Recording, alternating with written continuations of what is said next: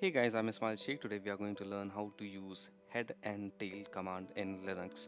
So if you want to find out what are the top 10 records in your file, you can use head command, and opposite to that, if you want to find out last 10 records of your file, you can use tail command. So let's check out how we can do that. So I've already created a learn.txt file. Let's cat that first. So I'm going to pull up the records of this particular file that I've already created. So you can see a bunch of text here. Now if I want to pull up only top 10 records, I can use head command, that's HEAD, and then the file name, that's learn.txt. Now you can see all the top 10 records are displayed here.